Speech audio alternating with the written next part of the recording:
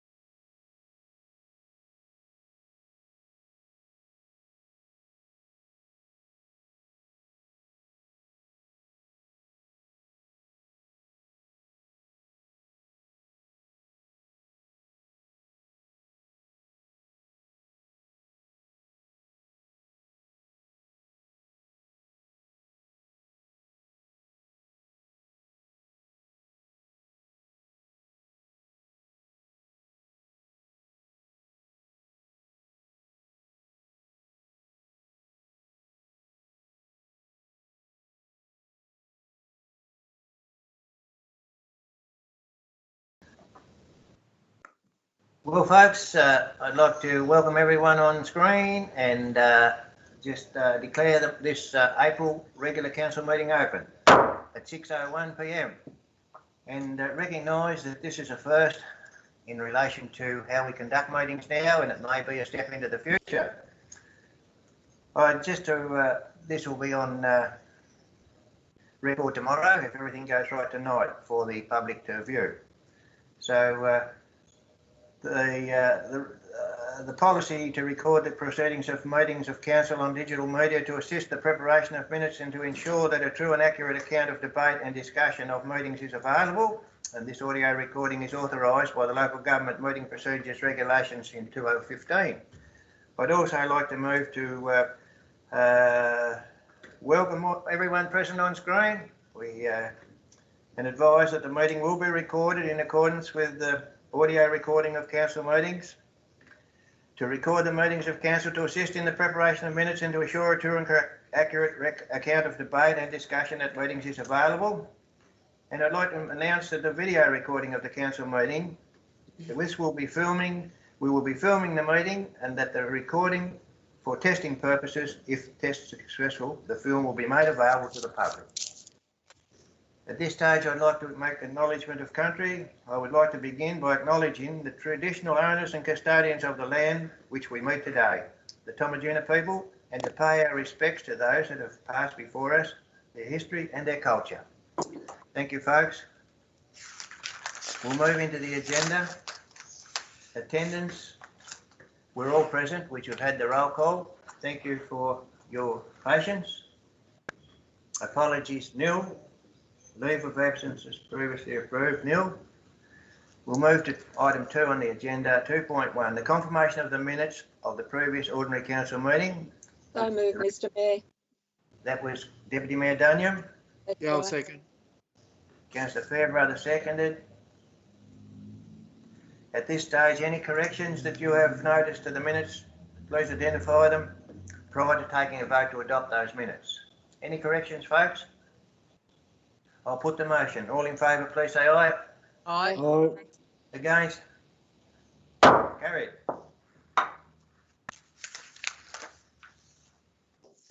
Okay, we now arrive at, I'm sorry. The normal one. I'm sorry. That was the section I intended to put together. So we'll go with everything else. From 3, the declarations of interest. Is anyone, a staff member or a councillor, have an item on the agenda tonight that they'd like to declare on? Announcements by the Mayor. Neil, the Mayor's communications, they're there, and we go, that covers 4.4, notification of council workshops. That brings all those ones that I spoke of before from 2.1 onwards now to 4.4. I'll ask for a mover on those items, please. So moved, Mr. Mayor. Deputy Mayor Dunyam, move. Second, please. Second. Councillor Hyland. Okay, any questions in relation to those 3 items which we've just now moved? Yeah, I have a question. Councillor Fairbrother. It's the upcoming workshops which are indicative only. First of the 4th, there's a visit by Minister Roger Yench. Yes. Did that occur, or has that been postponed?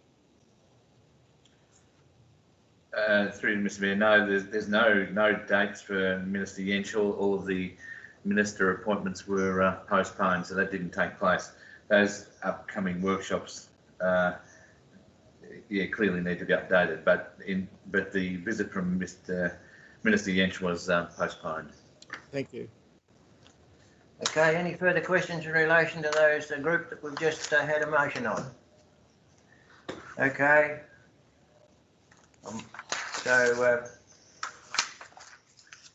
It's from 3 to the end of 4.4. I'll put the motion. All in favour, please say aye. Aye. Aye. Against? Aye. A big pardon, Mary. Aye. Councillor Dunyam? No. No. Aye. We now move to public questions and statements, and we have some of those in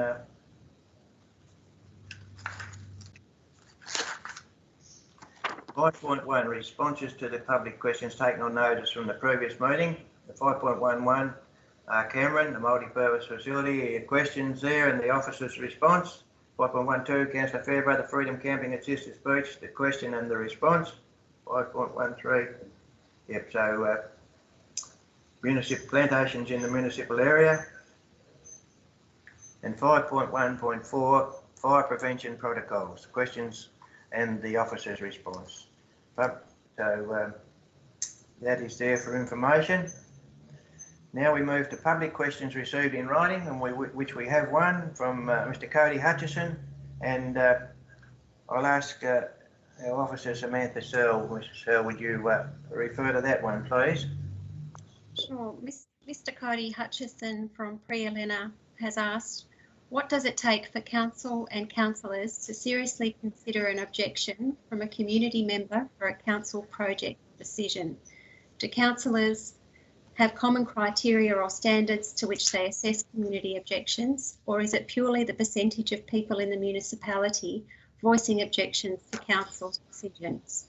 In example, 1% or plus 5%, etc. What impacts on the direction of that action? Mr. G. Thank you for the question. I do have had the opportunity to prepare some words in reply. We will provide this response to Mr. Hutchison in writing, and it will be as part of the next agenda. But if I'll just read it quickly, if that's okay. Yep. Officers advise that there are many ways community members lodge feedback and objections in regard to council projects or decisions, whether this be through a formal consultation process or informally via email or even petitions. Depending on the subject and any relevant legislation, there may be a prescribed manner in which objections are considered. There are not common criteria or percentage models that are used in the process. Regardless of the above processes, what is consistent is that all information is provided to councillors in order for them to make an informed decision. Under the Local Government Act, councillors have an obligation to represent the community and to act in the best interests of the community. Similarly, the Code of Conduct refers to the fact that a councillor must bring an open and unprejudiced mind to all matters being decided upon and give genuine and impartial consideration to all relevant information known to him or her, or of which he or she should have been reasonably aware. What is important to note, however, is that just because a decision does not go in favour of the objector, as part of the decision-making process, their points have still been heard or considered. It may be that other points or benefits outweigh the position of the objector. Thank you, Mr. GM. We'll move on to 5.3, the public questions without notice, and one from Sally Cummings. Mrs. Bradley, would you reply to that question, please, or read that question? Thank you, Mr. Mayor. Due to the COVID, this is from Sally Cummings, Waratah-Wynyard. Due to the COVID-19 pandemic and the changes we have all had to endure, I would respectfully ask council members to consider leaving the dog management plan as it is, with no time or season restrictions made until December 2020. Then the plan could be revisited after this time. This will allow dog walkers and the public to continue to walk dogs on lead in beaches safely. Being able to socially distance ourselves in open spaces without having time restrictions. I believe at the moment we are all extremely anxious and frightened, and more changes could escalate these issues. I know for me personally, walking my dog on the beaches is the only enjoyment I'm experiencing right now. My neighbourhood beach is closed due to it being a reserve. I walk my dog to East Wynyard. Keep safe and be kind. We have a long, tough road ahead. Regards, Sally Cumming. Thank you, Mrs. Bradley. In relation to that question without notice, our engineer department, Daniel Summers. Daniel, would you respond to that, please? Yeah, thanks through you, Mr. Mayor. May need to take that on notice to do some further research, but potentially what's been requested for that period of time might actually constitute a change in policy, which would require further consultation, etc., to achieve. But I'll take that on notice and seek to provide a detailed answer for Sally Cumming. Thank you, Mr. Summers. Okay, we'll move on to public statements received in writing, and we have one from Mr. Hutchison to staff member Samantha. Sir, would you like to read that one, please? Sure. Mr. Hutchison has provided a number of points which I'll read out in full. I thank Council for commencing the process to gain feedback regarding an alternate camping area for Sisters Beach.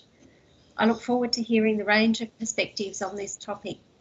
I have concerns about the potential risks of this process, given what has occurred over the past few years.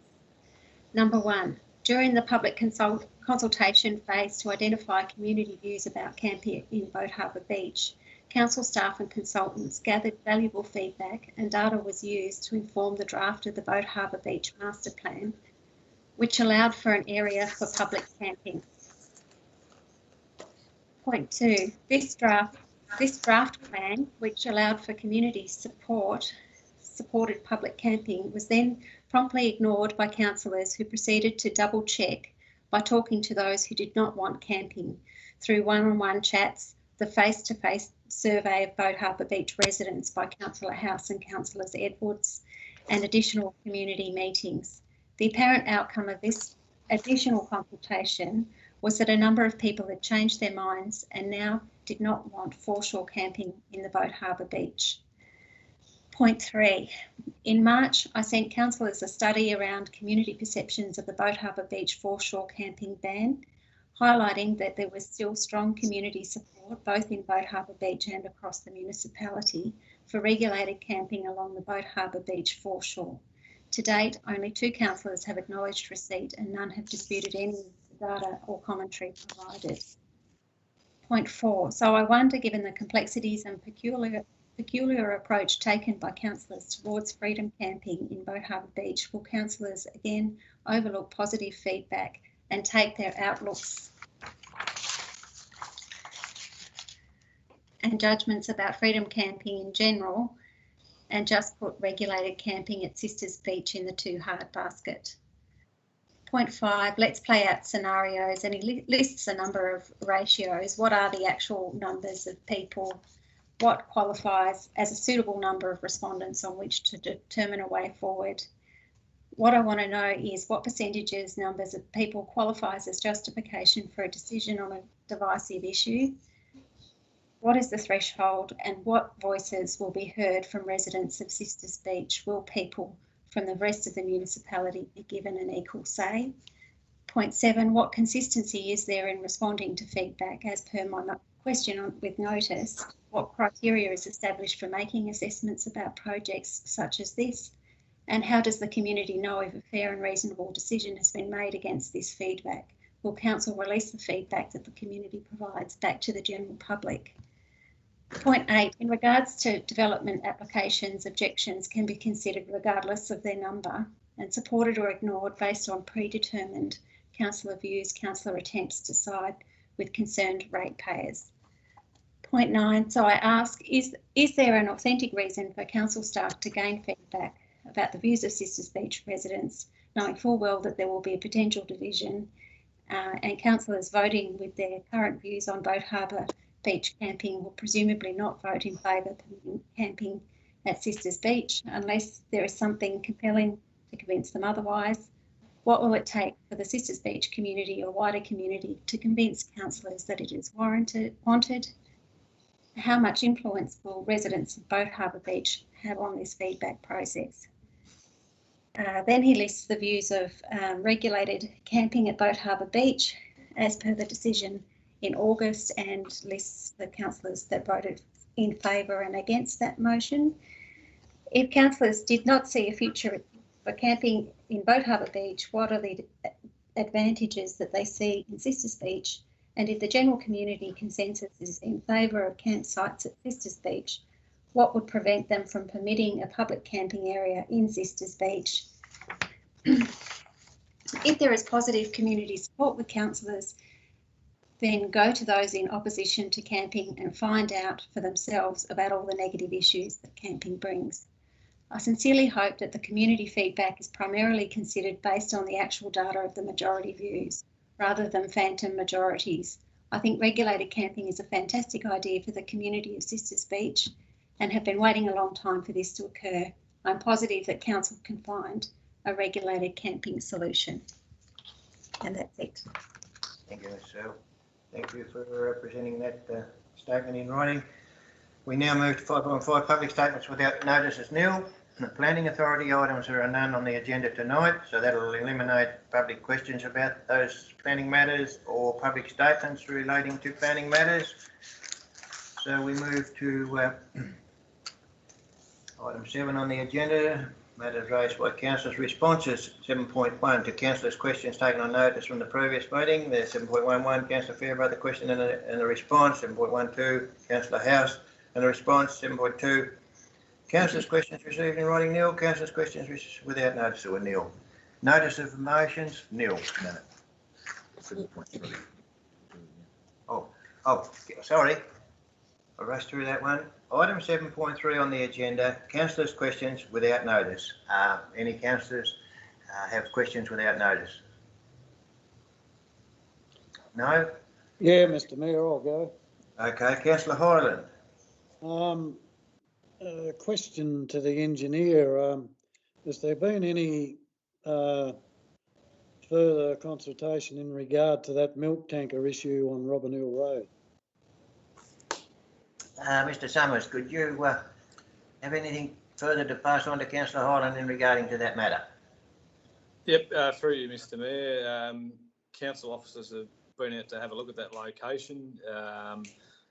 It was reported that power pole was potentially in line to be replaced, and that might be opportune to look at driveway changes. What hasn't occurred yet is just confirmation from Tas Networks that that pole will be replaced, so it's still in process. Okay, thank you. Yep. Councillor Hyland. Yep. Further, probably to the General Manager in regard to our meeting on Robin Hill Road in regard to the state of it. I don't know, I've lost track of time, but I think it's nearly a month now. Are we expecting a grader out there soon, or is it still some time away?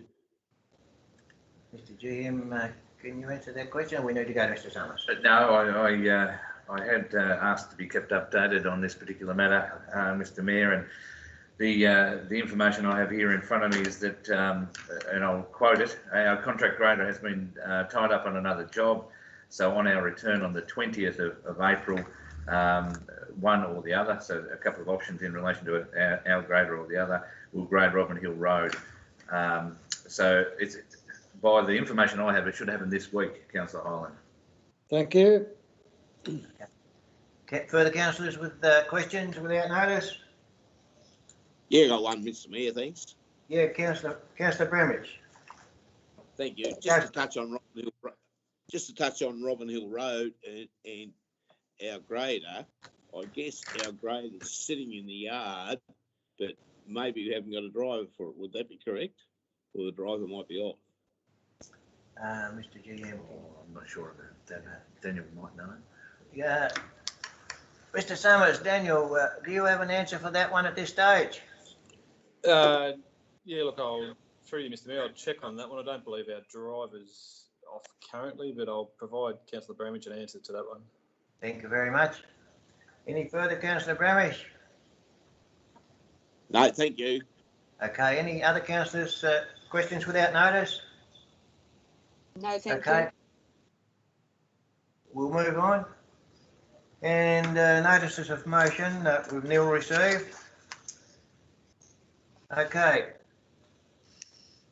The later report to be presented in relation to the COVID 19 action report. So,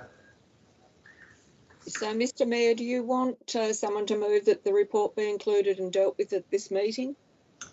Correct. Yes. Okay, so I'll move that. Move Yes, that the be included and dealt with at this meeting. Thank you. Do we have a seconder for that motion, please? I'll second. Yeah, Councillor Edwards. Do you wish to speak to the motion, Councillor Daniel? No, I don't. Thank you, Mr Mayor, but maybe other councillors may wish to talk to it. Thank you, Deputy Mayor. Any other councillors with have any wish to speak regarding this matter? I would have, yeah, I do. I would have Yeah. thought the mover of the motion would be compelled to provide some supporting evidence why they thought it would be good for council to consider the recommendation. Mary? Are you speaking to me, Councillor Fairbrother, through the Mayor? No, I'm talking to my video screen through the Mayor to you.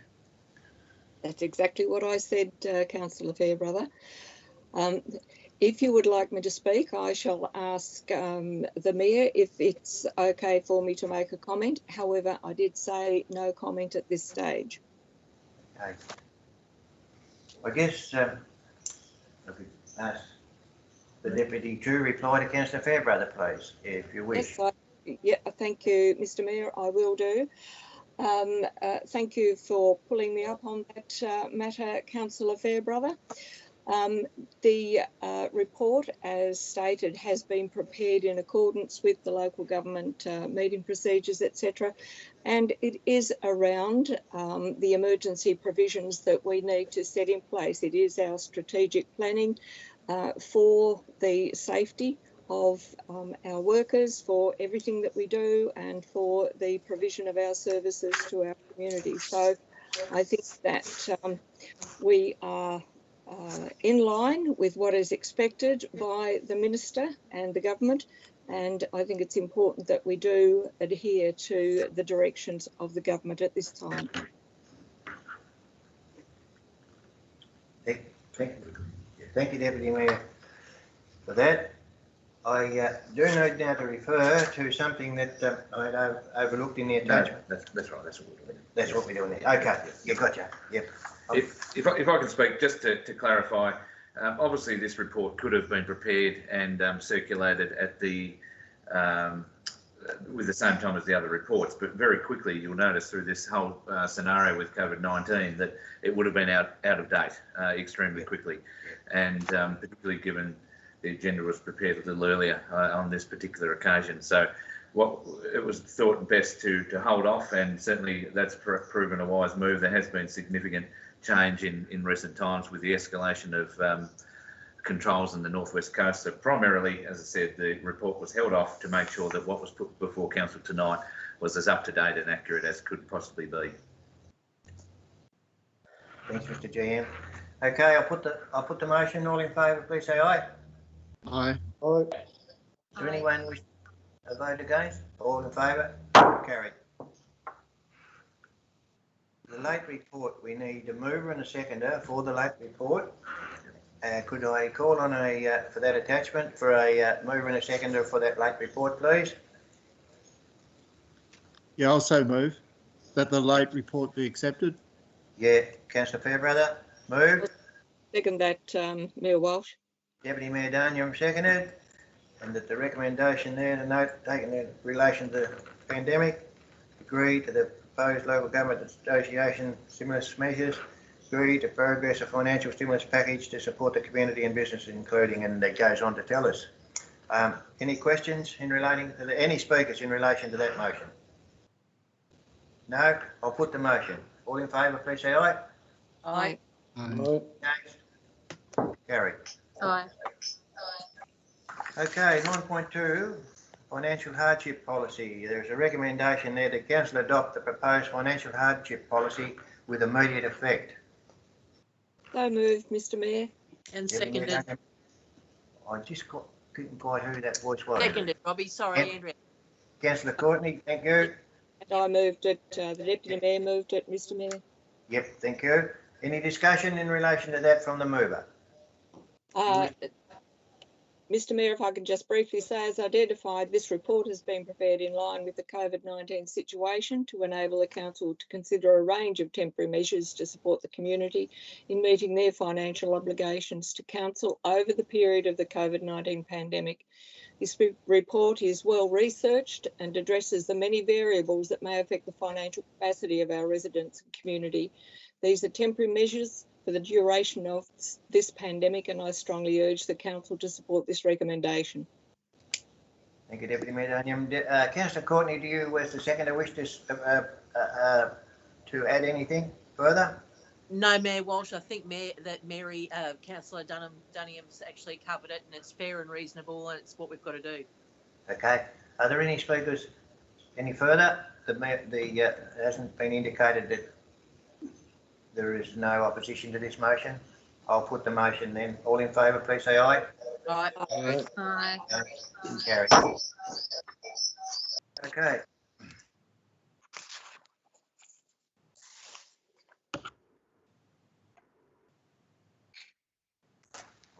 9.3. The waste management strategy actions for the waste transfer station. There is a recommendation there, councillors. Yeah, moved, Mayor. That was Councillor Courtney. It was. Yeah. Seconded, Councillor House. Councillor House seconded. Okay, do you wish to speak, Councillor Courtney? No, I don't think that we need to speak on it. I think that it's pretty well written. Daniel's done his job well, as per usual. Okay. Any speakers with any queries from the rest of the councillors at this stage? Yeah, I have a query. A question from Councillor Fairbrother. Just in relation to green waste, I note in the late report from the General Manager that it was deemed green waste disposal is not an essential activity. Has that come from the Minister?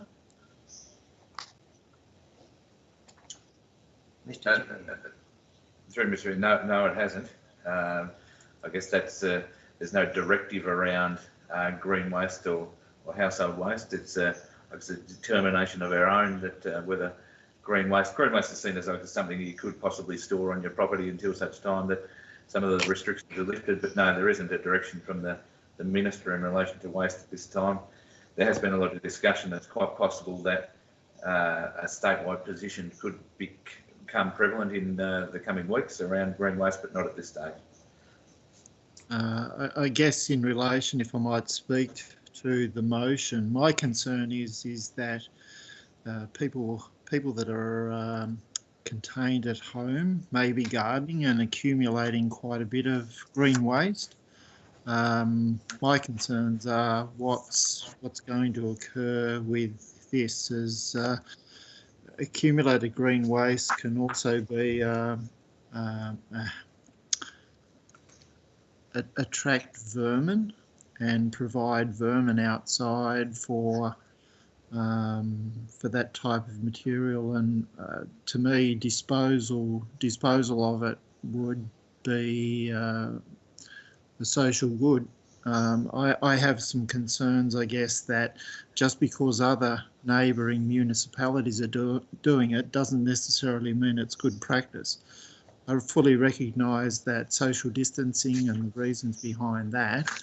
However, some basic essentials such as waste disposal to me is good sanitary practice, and I think for me it's a necessary part of our day-to-day existence.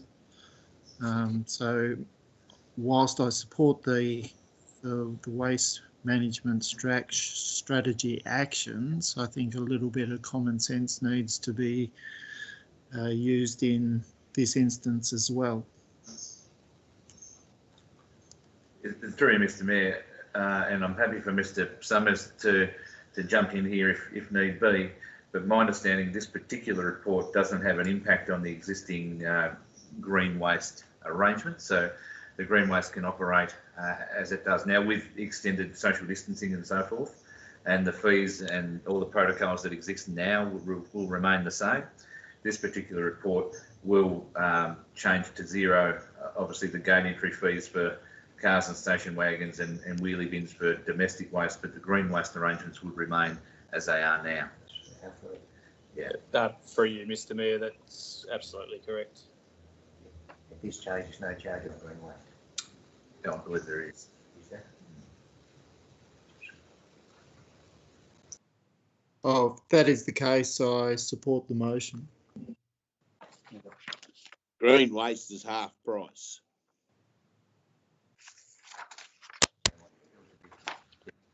Thank you. Mr Mayor, can I please ask a question? It's Councillor House. Yes. Councillor House, Thank go. you. Look, I appreciate that from time to time I hear from members of the community just indicating that there's some inconsistency in the way that they're charged when they take things to the waste transfer station. So sometimes it might be one tip ticket, sometimes it might be two. I guess my question is, in the interests of kind of ensuring that there's reduced confusion wherever possible, where the report says that there's no fee for wheelie bins, is that just the one? And what happens if it comes on the back of a trailer, which has a $12 charge? Yeah, Mr Summers, could you address that question from Councillor House, Yep. please? Yeah, sure. Thanks through you, Mr Mayor. Look, in putting this report together, we've certainly spoken with the waste transfer station contractor, and the intent is to provide hardship measures. So there'll be subject to how the recommendation falls tonight. There'll certainly be further conversations with the contract operators and limiting confusion, making it easier for people will certainly be part of that. So I intend to make sure we don't have any circumstances where customers don't get the correct outcome, I guess is the best way to sum it up. So our intent is to ensure that people can dispose of household waste as per the $0 fee as recommended for those quantities. Good examples to run past the contractor in terms of making sure we don't set anyone up to fail. Yeah. Thank you, Mr Summers. Councillor House, the reply from Mr Summers there. Thank you. No, that's great. And I guess the only thing I would add is that perhaps the language just around plural, because I can't imagine many people would just load their trailer up with one wheelie bin. I know a lot of rural residents that do tip runs will, collate 2 or 3 weeks worth of waste, and they might take 3 wheelie bins on the back of their trailer. So knowing that you're going to be focusing on just making sure there's no confusion or hardship is great. Thank you. Thank you. Okay. Any further speakers? Councillor Edwards. Yeah, Councillor Edwards, I have a question. We've lost you, Councillor Edwards. Well, I'm here. Okay. You have a question? You have the microphone. Okay. That's a lot of feedback. Isn't it? Smoke alarm.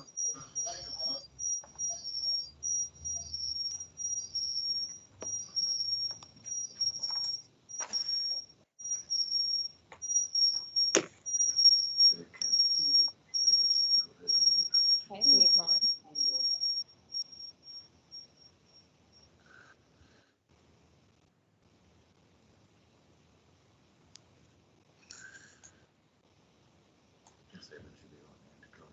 Try again now, Councillor Edwards. She's just got IT support in with her sorting out that squealing noise. Okay, thank you. Okay. Hopefully it's right now. No, it's not. No.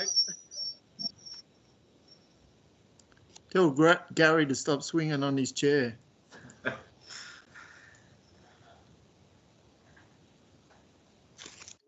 Okay, here I go.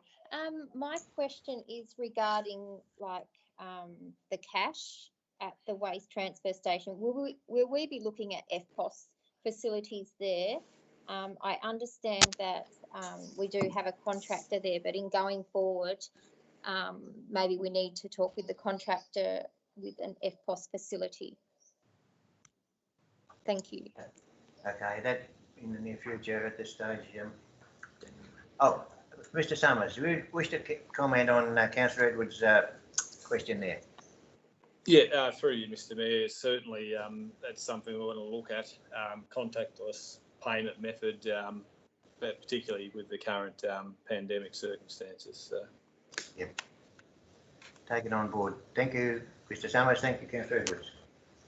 Through you, Mr. Mayor, I do have one more point I'd just like to raise, and perhaps something for the mover and seconder to consider. But we did obviously prepare this report pre the heightened restrictions on the northwest coast, and currently the recommendation reads that this will commence from the 1st of May. Council may wish to consider, they may be happy to leave that date, or there may, I guess, be a need to revise that commencement date to be the 1st of May, or when the current lockdown period on the northwest coast is revised or lifted. We certainly don't want a circumstance where we're best seen to go against the government's wishes of, I guess, restricting people's movements, and we don't want to be seen to be encouraging people to come out of their homes and so forth by this arrangement. So it might be something, the commencement date might be something that Council may wish to consider a little further. Okay, in this motion, Mr. DM? Yeah, we do have currently, as it's written, yep, as a hardship offsetting measure from the 1st of May, but that may, I guess, be suggested to be from the 1st of May, or when the current northwest restrictions are lifted or revised, or something of that nature, if there's a desire to do so. Well, yeah. Would the mover and the seconder wish to have that added to this particular motion and be comfortable with that? Yeah, through you, Mr. Mayor, I'm comfortable with that change. Okay. And Councillor House, are you happy to? Councillor House, are you happy with that too? That adjustment? Yes. Yes, I am. Thank you. Taken on board that we're all happy. Is there any further speakers? Mr. Mayor, I've got a question, if I may. Councillor Bramish, you've got the floor. Thanks, mate. Well, I've probably missed a little bit of that. I've just moved camp to stop these things from squealing, so I probably missed a little bit. Yeah. Now, if a resident goes to the tip of the transfer station with 2 or 3 wheelie bins, they'll be safe, then, will they? Yeah. They will. That's the understanding, Councillor Bramish. Thank you. Happy with that. Thank you. Okay, I'll any further speakers in regarding to this item 9.3? No, I'll put them up. Okay. I don't want to rush you, so I might be, the delay makes it look as if I'm rushing, but that's not the case. You know, I'll give you a little while before I put the motion. All in favour of this motion? Aye. Who say aye? Aye. Anyone against? Okay. I declare the motion carried.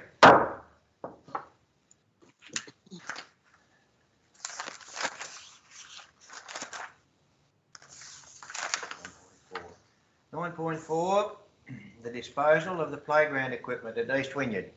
We have a recommendation there, councillors.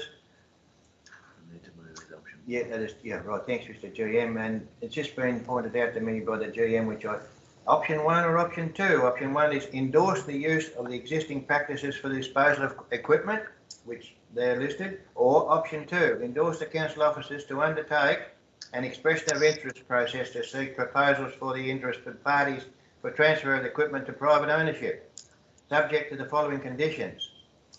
You have those 2 options there, councillors, to consider. I'll move on.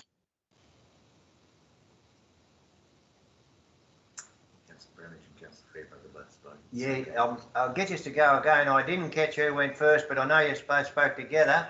Could you come again in which preference you wish to go in? Okay, I'll ask a question before Gary moves something. Okay, a question from Councillor Fairbrother. Is that okay, Gary? Yeah, that's fine.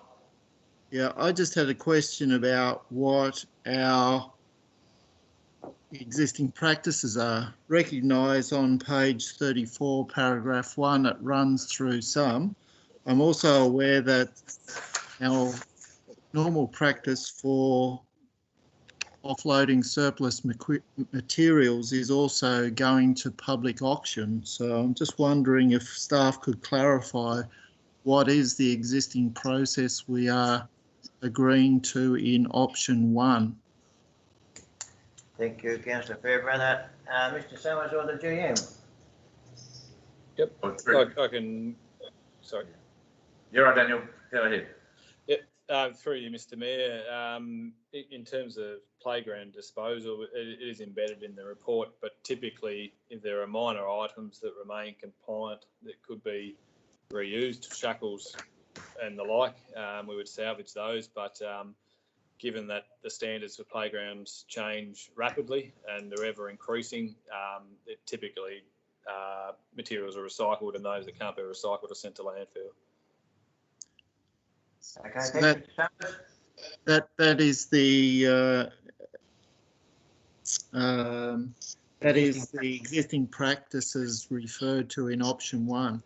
Yes. Is another question, if I might, Yes. is an auction process as part of disposal of our surplus materials, is that an option here? Clearly it didn't meet the 1 or 2, but is that a third option for council to consider, putting it out to the highest bidder in the public market with a full disclosure that it's not to be used again on public places for public purposes? Through you, Mr. Mayor, potentially if you were to recast option 2 with all of the conditions A to D as listed there, you could substitute an auction process subject to proper social distancing. So I'd perceive perhaps an electronic platform would be required. What I can't tell you tonight, and as I don't have it at my fingertips, would be the cost involved in conducting that process, as opposed to an expression of interest. I wouldn't expect it to be large, but it's information I don't have at my fingertips to give you. Thanks, Mr. Summers. Councillor Fairbrother, that answer your question? Yes, thank you. Okay. We have any further questions before we decide on a motion? Okay. I'll ask for a motion in relation to the recommendation of either option 1 or option 2. You there, Mayor? Yes, I am, Councillor Bramish. Yeah, I'll move on option 1. Thanks. Okay. Just test the water. Councillor Bramish moved on option 1. I'll second that, Mr. Mayor. Deputy Mayor Daniel seconded. Councillor Bramish, you wish to speak? Thank you. I guess over the years we've talked about this and playground equipment and what happens to it and who has it and who doesn't have it, and the liability of council and that sort of thing, and that's the way. And I guess it's worked okay, but I'm interested in the auction part for what Councillor Fairbrother indicated. But I was going to move on option 1, and I thought, well, I'll still stick to that to see. But I believe that we can't afford to let someone use this equipment and get hurt unless it's written down and stated that we're not liable for it. So that's sort of why I'm going this way. Thank you. Okay. Deputy Mayor Daniel, do you wish to speak? No, look, I endorse everything that Councillor Bramage has said. Thank you. Okay. Any further speakers in regarding to this motion that's on the books? Can I ask a question, please, Mayor Wall? Yes, Councillor Edwards. House. Oh, sorry, Councillor House. All right. Your voices are very similar. I could get away with a lot then. My question is just around the point that Councillor Bramage raises. I had perhaps naively assumed that if we were to have been going with option 2 around an expression of interest, that any transfer of ownership would include the necessary kind of disclaimers about liability and the like. Can you provide any advice on that? Yeah, Councillor House, I'll pass over to the GM for that one. Through you, Mr. Mayor, my understanding that's correct. So if there was an expression of interest process or any disposal process, so where the equipment was to go into other hands, it would have to be very clearly on the understanding of points there 8 to D as listed in option 2, and very clearly that we are stating the equipment is non-compliant with standards and therefore, waiving any future responsibility of liability and any maintenance requirements into the future. So we would be, I guess, absolving, if you like, any responsibility in that regard. Thanks, Mr. GM. Reply there to your Councillor House. Okay, great. Well, in that case, I will speak against the motion. I had come in kind of with an initial view that I would like to see option 2 get up, and having kind of heard nothing that compels me or changes my mind, and in particular that the liability, we could kind of absolve ourselves of the liability through option 2. I would really compel the council to reconsider going with option 2. I think I understand and appreciate that it's appropriate that the standard arrangement is that non-compliant or end-of-life equipment is disposed of appropriately. However, I did feel disappointed at the prospect of such an iconic piece of equipment for our community not being able to be retained or repurposed. And I guess what I urge the mover and seconder to think about is the fact that it could be repurposed, and the possibilities are endless. People are far more creative than I, and it doesn't necessarily have to be used as an almighty slide. I would like to think that as a council we're dynamic enough to and kind of responsive enough to be able to consider these types of requests to perhaps handle things outside the norm. And I think we've heard a little bit from the community, or I certainly have kind of heard and seen some interest in council at least exploring an EOI option for potential repurposing. And I guess the other thing that I consider is we're hearing more and more from our community that we're smarter with our waste, and that we look to divert things from landfill where possible. And I know it's just a drop in the ocean in terms of what goes into landfill, but I guess it's got a feel-good factor for it if we could consider that potentially we are giving people the opportunity to appropriately consider an EOI, and we wouldn't be bound to it. It would come back to us for decision. And then, we would know that we've done something decent with the slide and diverted it from landfill. So for those reasons, I'm still sitting for option 2 and won't be supporting the motion as it currently lies with option 1. Okay. Thank you, Councillor House. Any further speakers? Yeah, through you, Mr. Mayor. Councillor Courtney? Yes. I actually second Ali's motion. Yeah, we have a motion on the books. When that loses the debate, if that loses the vote, yep, I'll take you both on board when you come online for your other option. Okay?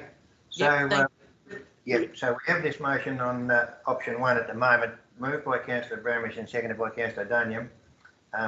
We'll deal with that in relation to speakers for or against. Any further speakers for or against?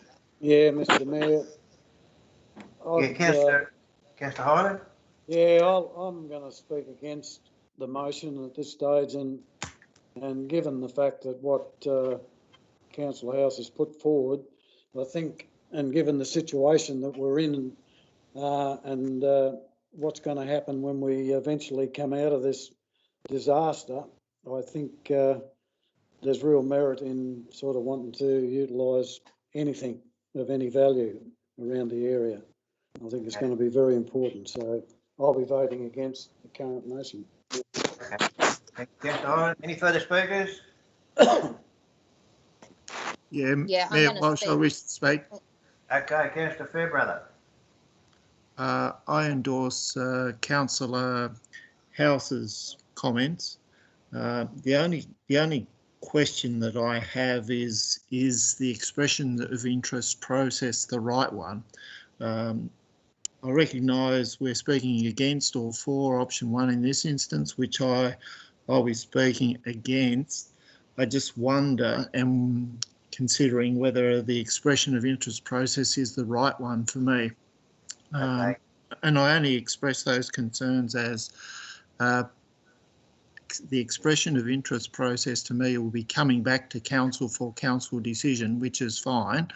I'm just considering to be open and a fair process is the option one that we should be considering, but recognise Daniel's previous comments about social distancing and the environment that we live in, and that was a consideration that I hadn't considered. So Yep.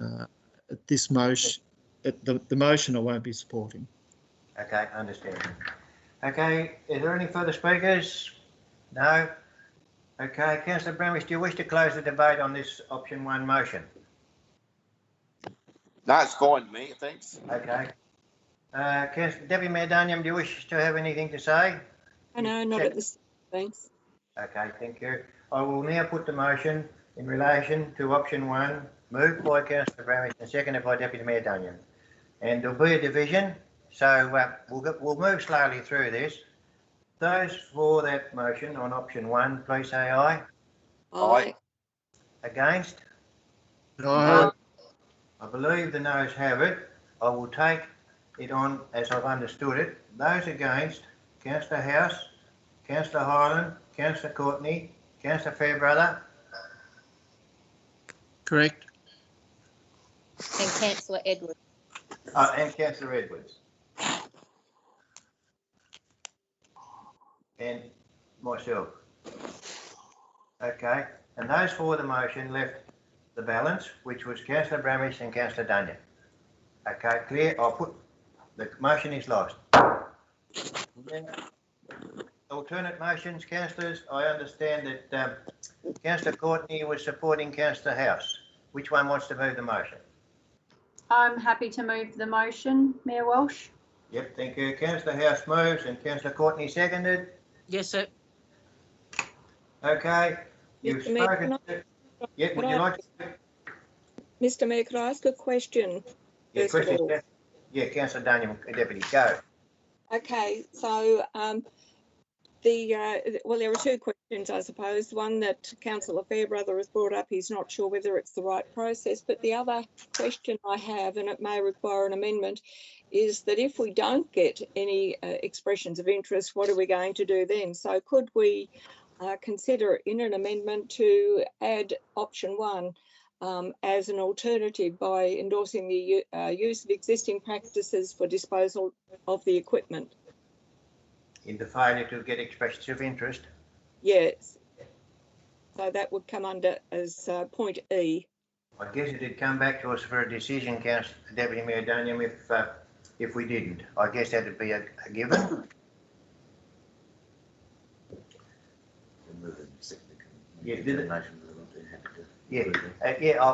Thanks, Deputy Mayor. I'll ask the mover and the seconder happy to include that alternative if this option two fails. Would you be happy with the inclusion of that? I think that that's very reasonable, Mayor Walsh. Okay. Agreed. Councillor Courtney? Yes, agreed. Thank you. Okay, any further speakers in relation to option two with the motion we have on the books?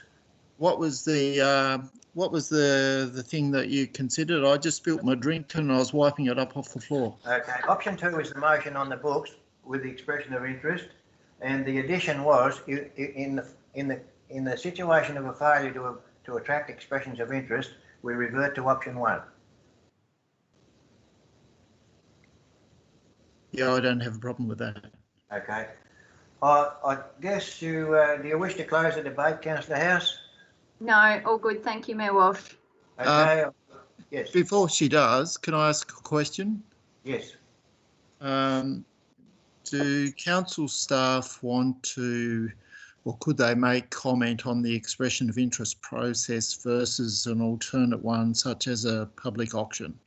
Recognising the times that we are now in and social distancing, My concern is only about the charge may be levelled at council that if we go with a particular person, a bias one way or another. I just want to relieve ourselves of that. A public process is just that, where an expression of interest process is, to me, something that we may potentially have problems with.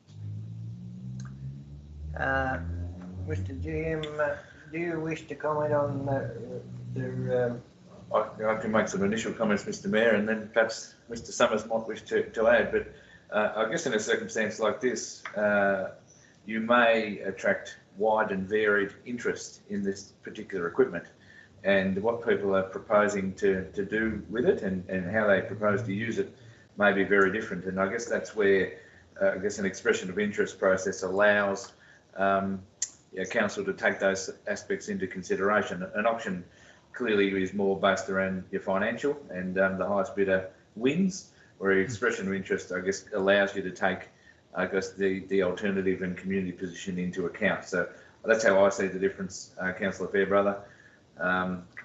Daniel, you may wish to add anything. Yeah, Mr. Summers. Through you, Mr. Yep. Yep. Go. Through you, Mr. Mayor. I'd voice similar to the GM that an expression of interest process needn't be as heavily weighted towards price as a measure for decision making, if you like. Thank you, Mr. Summers. Okay, that satisfy your question, Councillor Fairbrother? Yeah, that sounds fair. Thank you. Okay. Any further speakers in relation to option 2? Okay, Councillor House, do you wish to close the debate? No, all good, thank you. Okay, we're quite clear on that, councillors. We'll take a vote.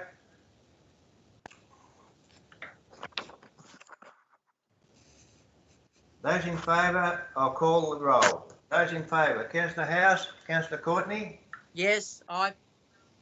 Councillor Fairbrother, which Yes. way?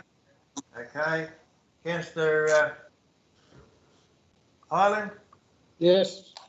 okay, 4. Councillor Bramish, Yes. Deputy Mayor Daniel, Yes. Councillor Edwards, nearly forgot you. Yes, yes. That's 3, 6, 7 of us, and I must be the other way. Okay, carried unanimously. Okay.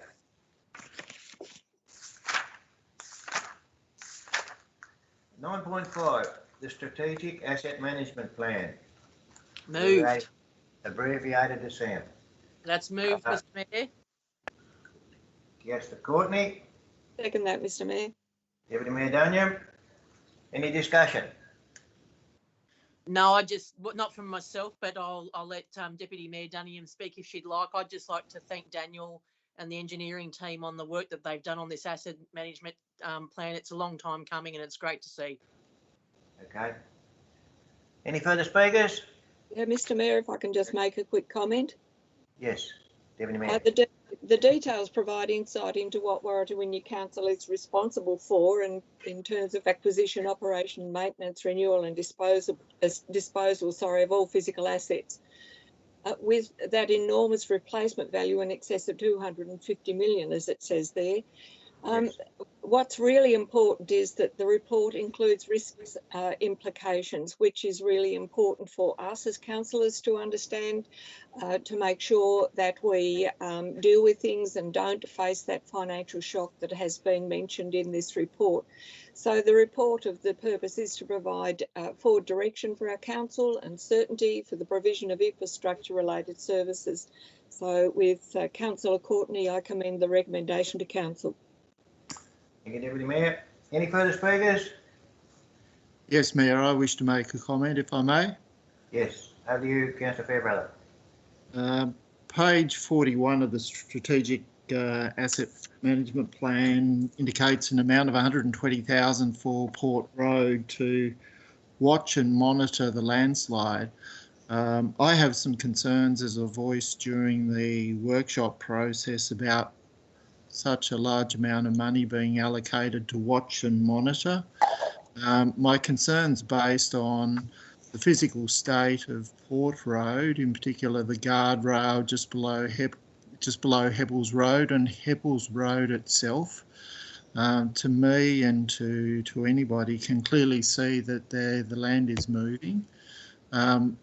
My question in response to that is, what are we going to do about the movement? That $120,000, if we're going to spend it, to my way of thinking, would be best spent doing some remediation, or what are we going to do post watch and monitor? That's where I think we need to be at, is the next stage. Watch and monitor, we can do that for the next however long. When is the time coming that we are proactive and take some action as opposed to watch and monitor?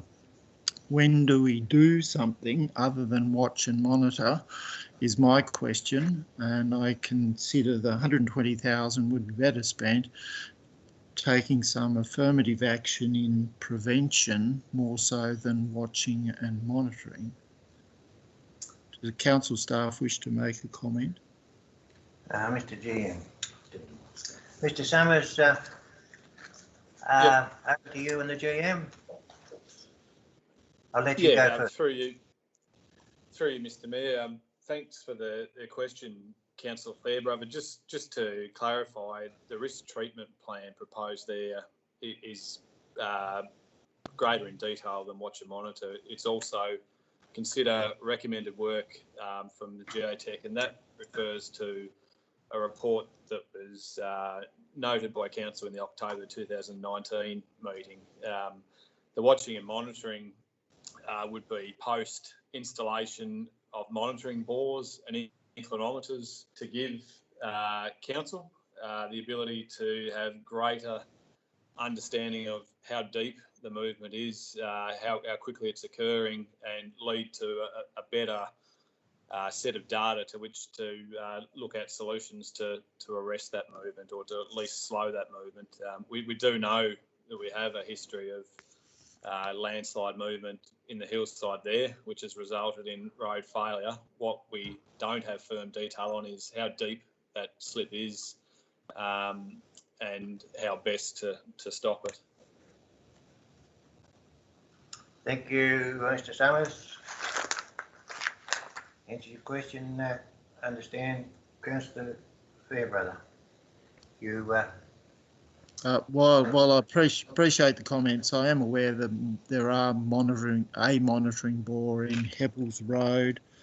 I don't know whether that data is available to us. How much more data do we need to tell us what we need, what we already know by the visual stories that the drain in the road in Hebble's Road and the guardrail on Port Road can already tell us. I just have some concerns about ongoing monitoring, more bore wells. It's only going to tell us what the physical signs are telling us. Okay, thanks for your comments, Councillor Fairbrother. Could I add a question to that, Mr. Mayor? Yeah, Councillor Highland. Without sort of going into the whole details of the whole thing, my concern probably is in the long term with starting work. Is this going to be an ongoing cost to council, or do we? Is there a number of landowners in that actual slip zone that probably? Do we have any chance of everybody trying to solve this problem, or are we going to, every time there's a slip, council should foot the bill? Or do we just have, is there one owner two owners, or have we got a whole raft of owners, what I'm asking, that sort of are bounded around that actual slip area? Your question, Councillor Hyland. Mr GM, do you have any comment in relation to that question you can provide? Through you, Mr Mayor, I guess primarily given the road is the primary access for the Boat Harbour Beach area. The council has the responsibility obviously to maintain that access in and out, and certainly there hasn't, to the best of my knowledge, been any action pursued as Councillor Hyland has suggested. What I will comment on Councillor Fairbrother's original question also is that any funds committed to some of that monitoring work is a decision for council through a separate process as part of the budget deliberation. So the adoption of the report tonight is certainly an indicative guide as to risks and costs ahead, but in terms of the actual commitment to that fees, that would be done as part of the capital budgeting process. Thank you, Mr GM. Yep. No worries. Okay. You two councillors heard that comment from the GM? Yes, thank you. We all heard that comment. We all heard that comment from the GM. Thank you. Okay, we'll move on further. Anything further relating discussion to item 9.5? We have Councillor Courtney and Deputy Mayor Daniel's motion. Any further? I guess there was no one spoke against the motion, Councillor Courtney. I guess there's no need for a closing debate. You happy with that? No, I'm happy with that. Okay, and I'll put the motion. All in favour, please indicate. Aye. Anyone? Aye. Yep. And in opposition to that motion, any speaker, any vote? No one voting in opposition. Okay. I declare the motion carried unanimously.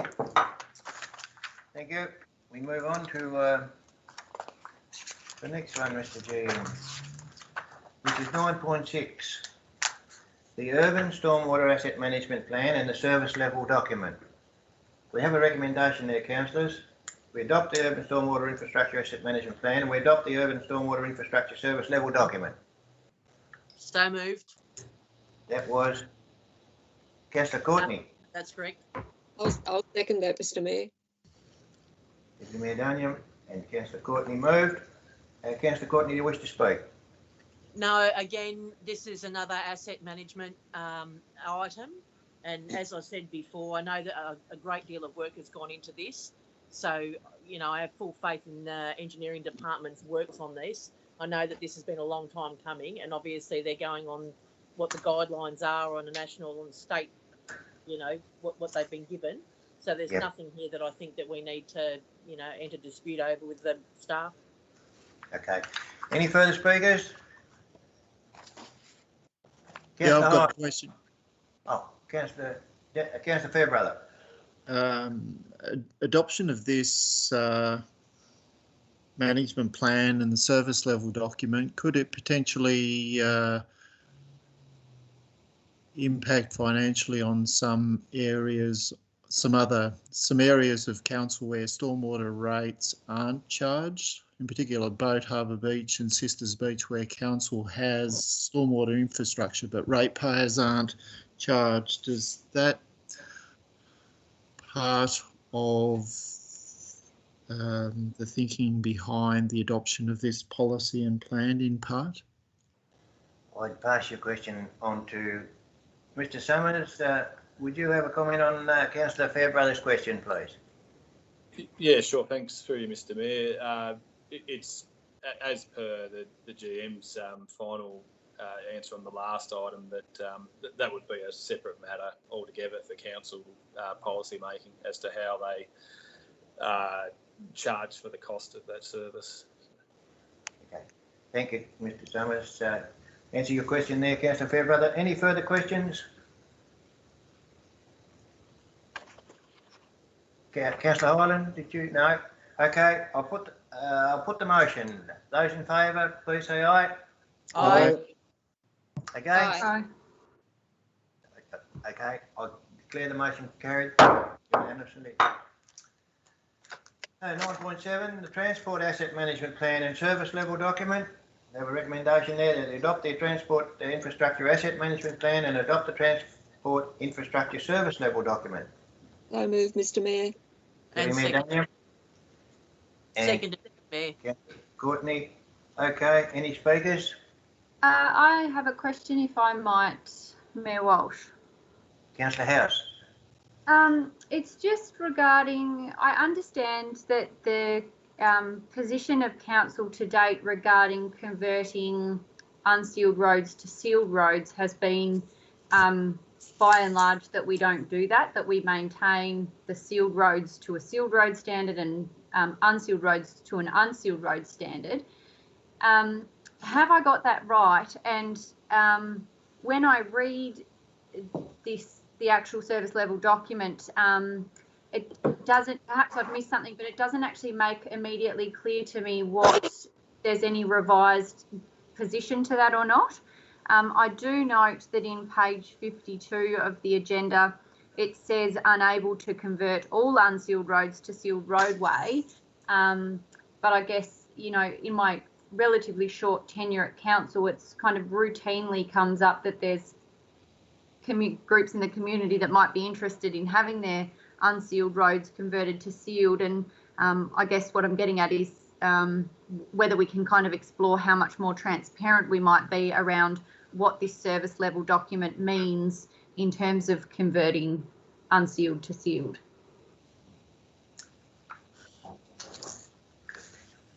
Mr Summers, would you like? Yes. I'll provide that question to you, please, for an answer. Yeah, sure. Through you, Mr Mayor. Look, take the question. The service level document as presented is by and large articulation of what road users can expect in terms of maintenance interventions and maintenance standards. It probably doesn't at least explicitly do any sort of job in terms of explaining whether there is a likelihood of unsealed roads being upgraded to sealed standard or vice versa. So that's absent from the document at this point in time. Probably only where we've covered it off is in the asset management plan, and that was the reference to page 52 in the agenda report. We've got the same information in the asset management plan that the current 10-year projection doesn't project funding to upgrade any unsealed roads to a sealed standard. We could certainly commit as part of adopting this current service level document that the next level of improvement or updating could better address that so that we are more transparent with the community. It simply hasn't been included in this edition. Thank you, Mr Summers. Councillor House, your question answered.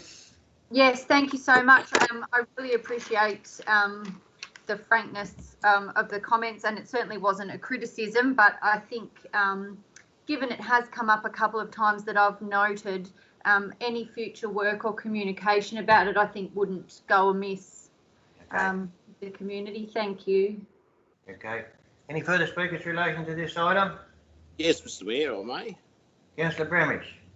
I'm going to speak against the motion, but I support most of it. The reason I'm speaking against it, and I've raised it at workshops, is the 75mm drop off from the bitumen and the pothole depth. Now, 75mm is 3 inches, and that's too much for us to let our roads go to. I guess you can hear me, Mayor, can you? Yeah, loud and clear. Good.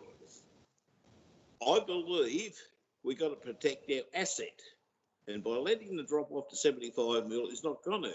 It's going to put a lip there that keeps chewing the bitumen away as well. And you finish up with half the bitumen gone. Now, I guess the people that do this policy have probably put a lot of work into it. But I would hate to see a car go down over the edge of a 75mm drop, then have to try and get it back on the road. And I do know for a fact in a truck, which you're more likely to run on the edge of the road, you don't know where it's going to go for a while when it runs off the road. Now, maybe hopefully Councillor Holland can support me on this. But the rest of it I'm quite happy with. but for that reason, I just cannot support it. And I did argue about it and raise it at workshops. So it shouldn't be nothing new. So that's why I just can't support the motion as it is. Okay. Thank you. Thanks, Councillor Bramish. Any further speakers? Can I ask a question then, Mayor Walsh? Just in the interests of kind of robust decision making, could we get perhaps some comment from council staff around Councillor Bramish's concerns that it's not looking after our asset and continuing to eat into the bitumen and etc.? Okay, Councillor House, I'll refer that over to our engineering department and ask Mr Summers in relation to Councillor Bramish's concerns and the question from Councillor House. Could you provide us an opinion there, please? Yeah, sure. Thanks through you, Mr Mayor. Look, we had made a slight modification in the document in the agenda tonight. I'm just pulling it up on my screen. For rural sealed roadways, we'd modified that original proposed intervention of 75 mil that Councillor Bramish talked about. I think the wording now is 50 mil intervention upon request, but no greater than 75 mil for the higher hierarchies 7 and 8, and 100 mil for 8, 9 and 10. As with any service provided, and it was perhaps intimated during a previous report, there is a large value of road network out there. It is the most expensive asset group we have. It presents a challenge to balance what is spent versus the risks, whether that be asset life, safety, you name it. But that all being said, potentially if council was satisfied with the rest of the document, that could be one that remains under consideration, if you like, for further workshop discussions around what the different funding scenarios would mean around different interventions for edge break. Thank you, Councillor Summers. Thank you, Mr Summers. You might be a councillor one day, I reckon. At this stage, you're head of engineering. Thank you. In relation to that suggestion, in relation to the motion, how do councillors feel? Yeah, I'd be happy to refer it to a workshop. Okay, so is that the general feeling around the councillors that we might move in that direction?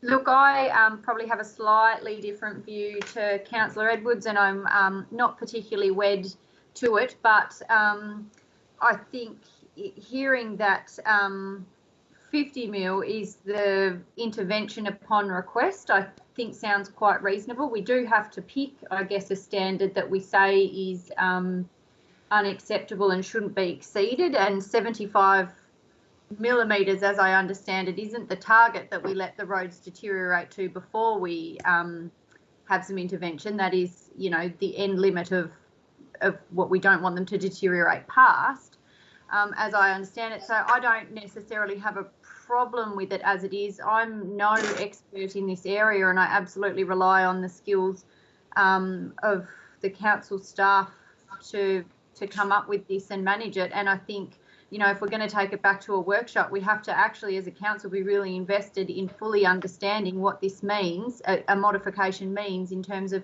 increased cost to our ratepayers. Because if we're talking about a road network that's one of the biggest cost burdens to council, and we're going to go and change the service level agreement, which in effect means changing the frequency of maintenance, and therefore more often, it is going to absolutely have a cost impact. And given all of the other agenda items that have preceded this one, which are about reducing revenue for council, I just don't know that perhaps now is the time to be throwing extra costs around. So I'm pretty happy to be accepting the current document as it is presented, and noting Mr Summers' comments about the service level agreement being 50 to 75. So that's probably where I'm sitting. Okay. Thank you, Councillor House. Any further speakers regarding the motion? Question, if I may, Mayor, please. Yes. You have a question, Councillor Bramish? Yeah, thank you. Through you to the General Manager, I guess just to touch on what Councillor House indicated about cost and that sort of thing. I guess this service level was all new, isn't it? It's trying to stretch the dollar further, isn't it? Is that how it is? Not necessarily, Councillor Bramish. What the service level document does is, I guess, set the intervention levels or the standards that we will uphold to the community, and at any time, as an elected body, you can choose to alter the service levels. But as Councillor House rightly says, that as you do, there are financial implications either way. So if you reduce your maintenance or your standards or your mills in this case, there's potentially less expense on the organisation. Equally, if you go the other way and your intervention levels are at a greater standard, you incur further costs. So it is a balancing act, and it's a matter of finding what standard can we reasonably afford, and what can we maintain with the staff that we have, with the equipment that we have, and with the funding that we have available. Well, let me tell you, we've got plenty of equipment. I know that for a fact. Yeah. Sorry, I didn't mean that to be like that. We had. Thank you, Mr. Chair. Mr. Mayor, Mayor Walsh, can I make a contribution, please? You have the floor. I fully endorse the recommendation, in particular the 75 mil. Well, Councillor Bramage called it a drop-off deviation in the standard pavement. To my way of thinking, we need to, in this instance, show some confidence in our level of our staff. We had a 75 mil deviation or depression in Port Road. Council staff come out and rectified that problem. There wasn't a delamination or anything, or pothole, as you might say, but there was a 75 mil drop-off due to road movement. Council staff come and rectified that problem. Down the road there was some smaller ones. While they were in the area, they used a little bit of common sense and fixed those as well. I think our staff get out and about around the municipality, and I think the 75 mil level has served us well, and I don't support decreasing it at councillor level without the recommendation of council staff, because I believe we will be putting added burden on our workforce. And to me, I'm happy that the current policy has been working well,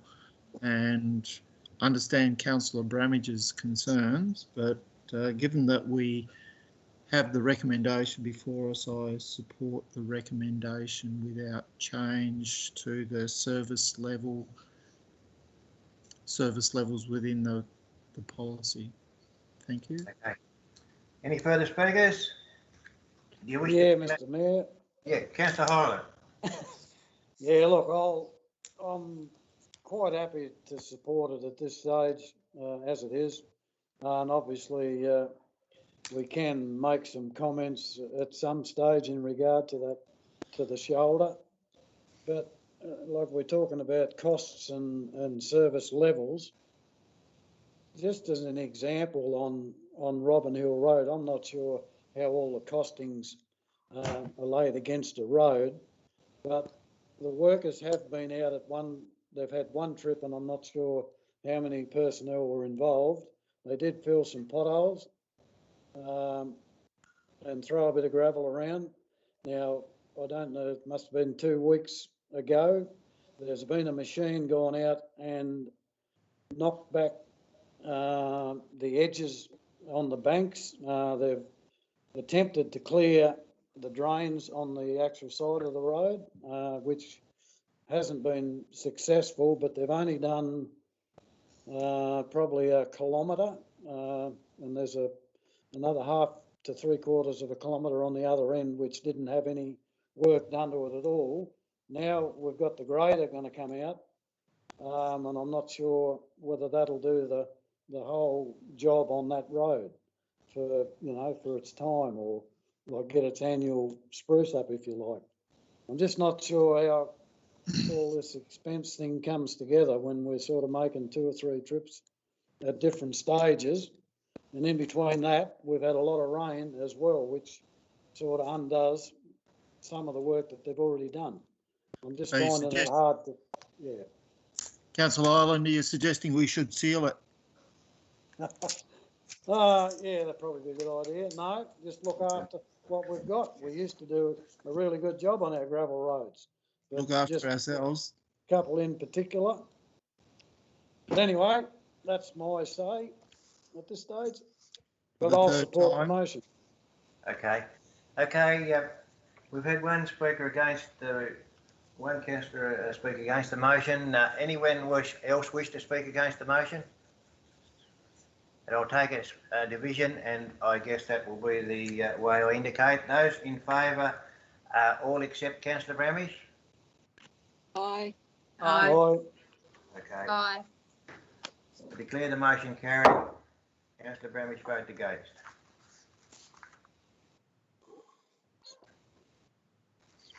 Okay, we move on to item 9.8, the street naming and addressing policy. So moved, Mr Mayor. I missed that, I spoke and I shouldn't have done. It's all right, Mr Mayor. Deputy Mayor Daniel moved. Yes. Seconded. That was Councillor Courtney, was it? House. Councillor House? No, Councillor House.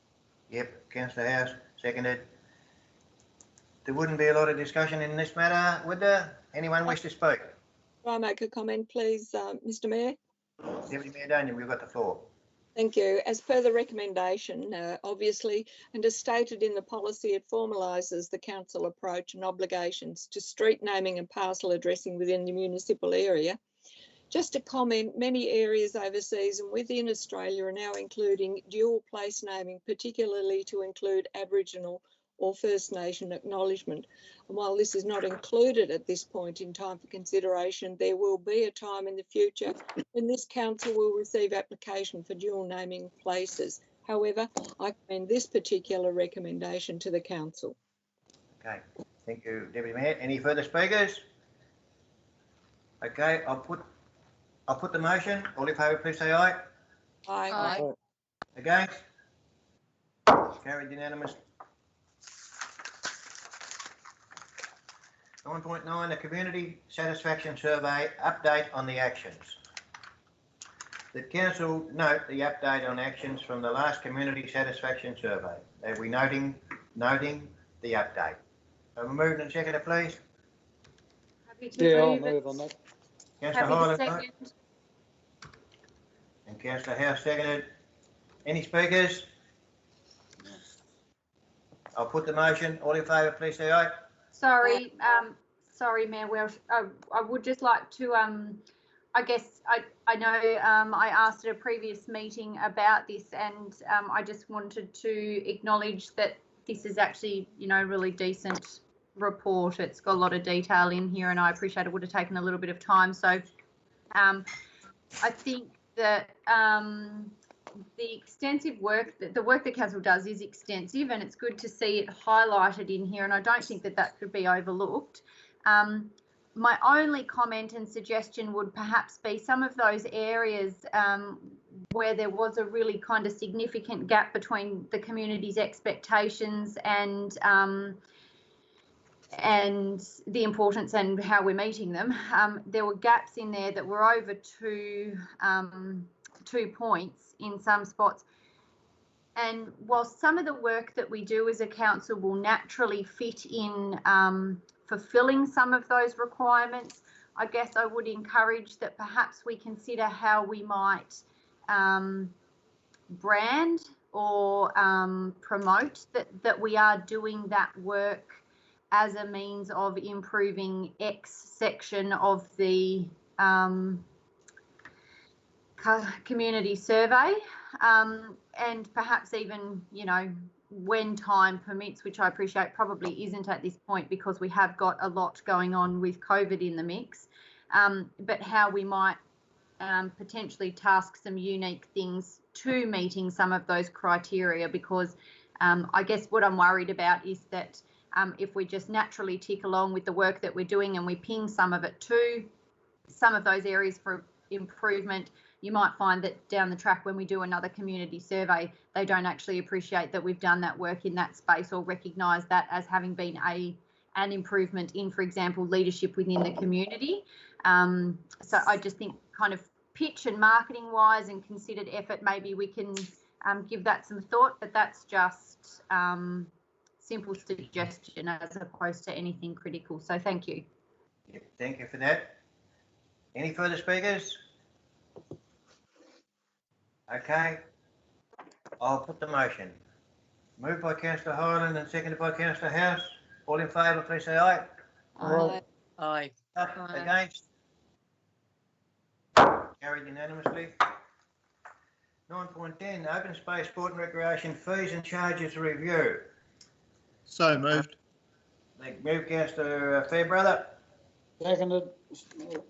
Yep, seconded Councillor Hyland. Okay, any questions, any speakers? No? Mayor, I'll speak to the motion and probably sum up if there's no other speakers. Don't wish to sum up. Perhaps some councillors may be inspired to challenge me on my comments. Mayor, I want to recognise the work council staff have done on getting this document to where it is. The recommendation authorises officers, council officers, to continue work with clubs, organisations and users of council facilities to try and find a better or a more balanced approach to see if we can find some efficiencies within council operations, as there is a bit of a mixed match across the municipality in what communities pay for council, and I guess we need to be seen to be consistent, and I believe that that's what this recommendation about a review of our fees and charges is about, is providing some equity, some fairness and some balance in the way we deal with our community groups. Fully recognising that some of our community groups make a significant contribution to the way of life, or they have done in the past. Fully recognising this COVID-19 process has thrown a bit of a curveball in from the side. If we do revert back to some normality pre-COVID-19, it would be good if we can find an improved way in which we deal with our community groups when it comes to fees and charges. So I support and ask councillors to give some support to the recommendation. Thank you. Any further comment from councillors? Yeah, no, I'd just like to note that I think this is a great policy that's long overdue. There's been a lot of, deals done that have been on handshakes and agreements and have not been in the best interest of equity. I think this is a great document, and I appreciate the council's work on this. Long overdue. Thank you. Any further speakers? Well, Mr. Mayor. Yeah, Councillor Hyland. Yeah, just the fact that obviously any prices that are going down, those prices will be implemented pretty much straight away, and the fact that council staff are going to work with the other groups, and I think it did say something in the report there that it may take 2, 3, 4 years to get to a desired outcome, which I think is at this point in time is really fair all round, Mr. Mayor. Thank you, Councillor Hyland. No one speaking against the motion? Okay, I'll put the motion. Those in favour, please say aye. Aye. As indicated, no one against. I'll declare the motion carried unanimously. Okay.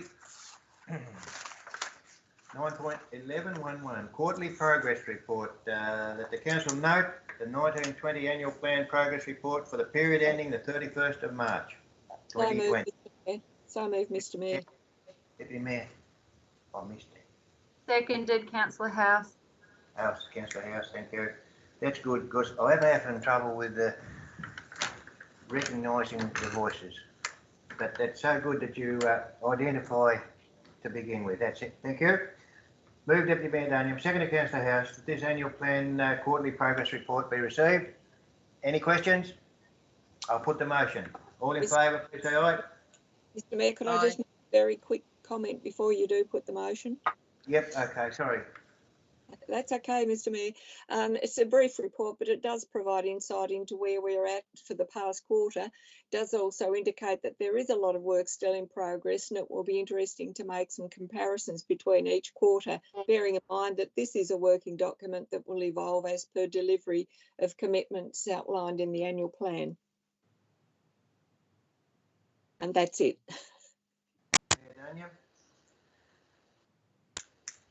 Anyone further wish to speak? Yeah, happy with that. Okay. I've learnt that I should be giving you more time in relation to holding off before I come in with conversation. So look, we just accept that I need to give you more time. I'll put the motion then. All in favour, please say aye. Aye. Aye. Aye. Anyone against? Aye. Carried unanimously.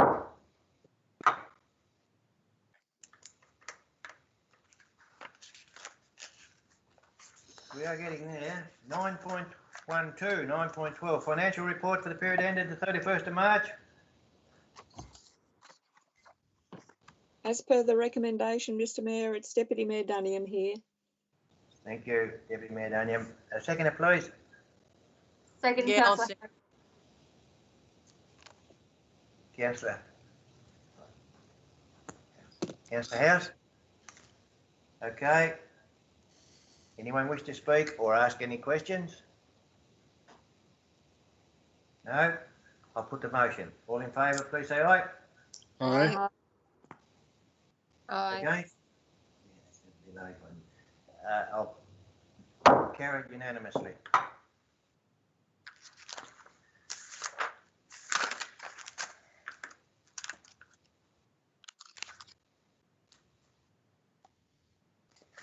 .13, the senior management report, similar. The council note the monthly senior management report. So moved. Councillor Fairbrother. Second that, Mr Mayor. Deputy Mayor Duniam. Any questions, any speakers? Yeah, question in relation to Dixon Pharmacy meeting and others meeting with Woolworths. Was there an outcome or a any common ground found between the users? Mr GM. Through Mr Mayor, essentially a design has been produced which will mark out some areas where parking will be prohibited. I guess that's the first resolution. That design's been sent to the parties for approval, particularly Woolworths. It's been a very slow process in terms of getting responses, but we'll continue to do that. And as soon as we get some form of agreement between the parties, we'll then instigate some line marking and so forth to assist. And then longer term, there's obviously a planning permit in place that will need to be enforced around the Woolworths loading bay. So that'll be the secondary component that we'll work through. But initially, some line marking to be done in that area once all parties agree that that's the common and agreed solution. Thank you. Thank you, Mr GM. Any further speakers or questions? I'll put the motion. All in favour, please say aye. Aye. Aye. Aye. Against? Carried unanimously. 9.14, Caitlin's Drive fire break. We have a recommendation there. As per the I'll recommendation, Mr Mayor, it's Mary Duniam. Deputy Mayor Duniam moved. Councillor Bramage seconded.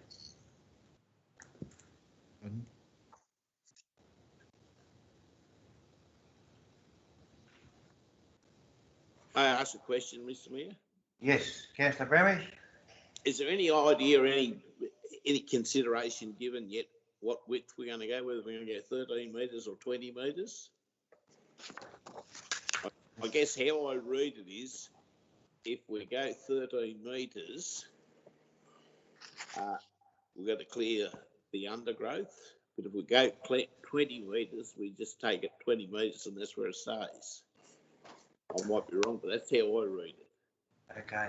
And we, Mr. Summers, would you wish to comment on that for us, please? Yeah, absolutely. Through you, Mr. Mayor. Councillor Bramage is right. The two options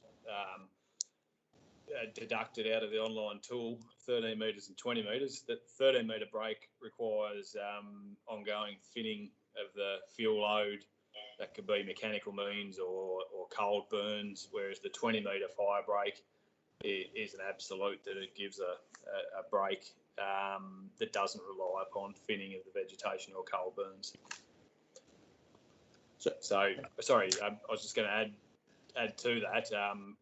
Haven't presented a clear alternative as to which one to conduct here tonight, as I guess this is a first pass to see whether council wish to proceed to begin with, and then secondly would need to liaise further with groups like Landcare, the local residents and the like, given that there's a trade-off of either greater vegetation removal or impacts to residents through ongoing maintenance and cost to council, of course, as well. So. Okay, thanks for your information there, Mr. Summers. Councillor Bramage, it's clear that the decision's not made on the distance, and I'm happy with that. But and that will be the consideration for further information to be provided for the future. Yeah, I'd like to speak to it after the mover speaks. Yes, if I can speak first, please, Mr. Mayor. Yes, over to you, Deputy Mayor. Yep, thank you, Mr. Mayor. We've been advised that the whole of our municipality is a bushfire zone, so this action by our council in this instance is paramount for the safety of our residents and drive. But it also makes me ask, but I don't necessarily want an answer, sorry. But it does make me ask, are there other areas that require this sort of action in our municipality? However, in this instance, I think that we really do need to do something, however it's done, and I commend that motion to the council. Thank you. Any further speakers in regarding to this recommendation? Can I ask a question, please, Mayor Walsh? Yes, that was Councillor Edwards, was it? Sorry, Councillor House. Councillor House, go for it. How does the planning scheme consider these types of setbacks when they come in as development applications? Need to pass that one on. Yes. Sorry. Through you, Mr. Mayor, I'll probably take that partly on notice to get specialist planner responses, given we don't have one with us tonight. But my expectation would be that in assessing an application for the bordering of zones or triggering of flora and fauna codes would be the considerations under the planning scheme. But as I said, I'm not a qualified town planner. I'll take that on notice and give a detailed response. Thank you. Sorry. Yeah, go for it, Councillor House. If it could be noted, perhaps that we explore how these types of setbacks does fit with our scheme and applications. I think that would be great, because I guess I'm a little perplexed by, and I get that this is not a brand spanking new area, but I guess for me there's some tension between what is something that we need to do in terms of safety, and it's a recommendation by an appropriate group that is saying, it's got to be 13 metres or whatever it needs to be. But I think the tension for us is going to be around how that conflicts with the community's expectation that we are looking to preserve vegetation and natural environment and those types of things. And I will be really interested to see how this unfolds once we start doing some community consultation, because in the very brief discussion that I had with several residents there, they were somewhat horrified to think that we were going to be clearing such a significant amount of bush behind their properties when they fully understood that they were bordering so closely on bush when they bought or built there. And I think in the last year and a half, I've seen a real appetite by our community to be preserving the natural environment. And, you know, all it will take is one quoll or one orchid or whatever to kind of be saying, well, no, we shouldn't be doing that. But I appreciate that that puts this council in a difficult position, because as Deputy Mayor Dunham rightfully says, you know, the safety is paramount, and we have to consider the recommendations of those expert bodies. But for me, I can feel the tension is probably there, and it's in some way not dissimilar to what we've seen with previous development applications in areas like Sisters Beach, perhaps. So I think that that's something that we should all just bear in mind as these types of scenarios unfold. Okay. I guess we've taken your point. Thank you, Councillor House. Councillor Bremish, you've been waiting for a while, as you indicated you wish to speak. Over to you. Thanks, Mayor. Only very briefly. I take on board everything that's been said, but I guess when that subdivision was new, there was a reasonable distance there in a fire break. And I guess over the years, it's just got crept in, and things have grown and crept in, and it's got smaller and smaller. And I guess these fire codes and that sort of thing have only come in the last... Am I turned on? Yes. You are, Gary. Oh, right. You're on. Loud and clear. Yeah. I guess these fire codes have only come in the last year or two or three with what's happened Australia-wide and that. And I think it's, you know, we're obligated to probably act on it. I guess my other question would be, or concern would be, would Parks and Wildlife come to the party with any money? Does anyone think? I know that we're told that they got no money, but I guess it's their land, but have we got the lease over it? Thank you. That was a question, Councillor Bremish. Yeah. Have we got the lease over it? Yeah, I guess it's their land, but have we got the lease over it? I guess the GM would need to take that on notice. Yeah, that's fine. Mr. Summers, do you have any info on that one? Yeah, through you, Mr. Mayor, I believe council probably owns that land there, so right, it might limit the opportunities for Parks and Wildlife to be motivated to contribute, I reckon. So. Yep. Okay. Yeah. Thank you, Mr. Summers. Thank you. I guess this is probably a wake-up call for everybody, including council, that we probably need to look right around our municipality. And I say that respectively in what's happened last summer Australia-wide and how the fires got going, and that's probably something we're going to have to be fairly mindful of now, I think. Thank you. Finished. Okay. Thank you, Councillor Bremish. Any further speakers in relation to this item on the agenda and the motion we have on the books? Yeah, I've got a question. Mr. Mayor. Oh, go, Darren. You go. Councillor Fairbrother, you have a question. Thanks, Kevin. Councillor House raised some land use planning considerations. I just want to ask another question in relation to page 114. It says there under Land Use Planning Approvals Act, the cutting, removal, clearing and disturbance of vegetation is considered to be works under the Act.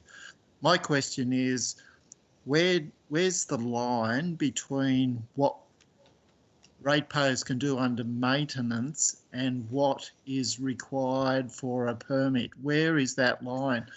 I'm asking myself, what constitutes how much vegetation can you do under maintenance versus what needs a permit? I don't know where that line is, and I'm thinking, I think if our ratepayers ask that question, I think it's something that we need to establish so we know, not some arbitrary type of situation where we cut a tree down or clear some vegetation, then the council officer comes along and says, hey, mister, you need a permit for that. How do we know as a community where that line is? I think it's a fair question. Thank you. Okay. Thank you, Councillor Fairbrother. Councillor Highland, you were next. Yeah, it's only briefly, Mr Mayor, I support the recommendation at this stage and look forward to the debate around safety versus the removal of a couple of trees. Okay. Any further speakers? Do you wish to close, Deputy Mayor Daniel? Sorry, no. I just, in the interests of accuracy, I just want to be clear that we're not talking about a couple of trees. We're talking about hundreds of square metres. Okay. Take comments. Yeah, I'll help you measure it. Okay. Councillor Daniel, Deputy Mayor, do you wish to close the debate? Thank you, Mr Mayor. We are talking about our municipality, which, as I indicated before, is a bushfire zone, and Councillor Bramich also alluded to that. The land planning requirements, we certainly need to consider those, and I'm not sure that we have been very strong in that area.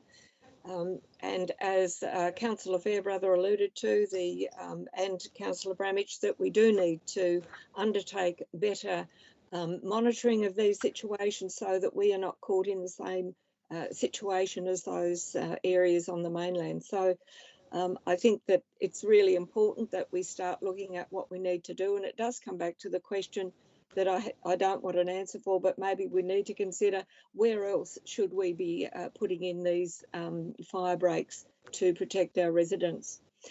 On that note, I commend that motion to the council. Thank you, Deputy Mayor Daniel. Debate is closed. I'll put the motion. Those in favour. Just before you do, can I ask a question? Question from Councillor Fairbrother. Is the statement that the whole municipality is a declared bushfire zone accurate? I just couldn't find it in the report. Just wondering where that statement comes from. Thank you. Yeah. Okay. A question to Deputy Mayor Daniel from Councillor Fairbrother in relation to. Thank you, Councillor Fairbrother. We were given that information when our planning officer was going through all of the zones and the overlay of zones in our municipality. And he quite succinctly told us all that attended that workshop that the whole of the municipality is considered to be a bushfire zone. I'm only going on the information that he provided, but it may pay to have clarification from that council officer so that we are aware of what is a bushfire zone, where it is, and whether it does cover the whole municipality. Thank you, Deputy Mayor Daniel. I'll proceed with putting the motion. All those in favour, please say aye. Aye. Aye. Aye. Against? The ayes have it. To declare the motion carried unanimously. Item 9.15.1, minutes of other bodies and committees and the audit panel minutes. There is a recommendation there that we note the unconfirmed minutes of the audit panel. I move, Mr Mayor. Deputy Mayor Dunn. Yep. Seconded, Councillor House. Councillor House seconded. Okay, any questions? Any speakers?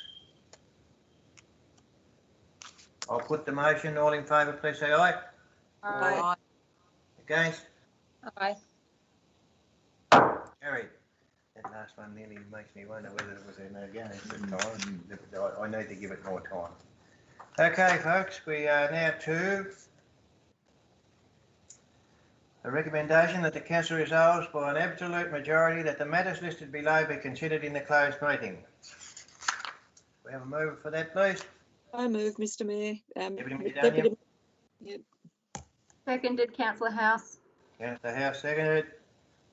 I'll put the motion. All in favour, please say aye. Aye. Against? Carried.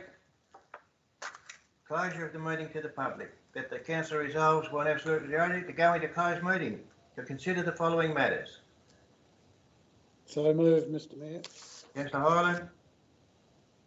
Seconded, Councillor House. Councillor House seconded. I'll put the motion. All in favour, please say aye. Aye. Aye. Against? Carried. The time being 7:55. Close the meeting to the public and cease recording.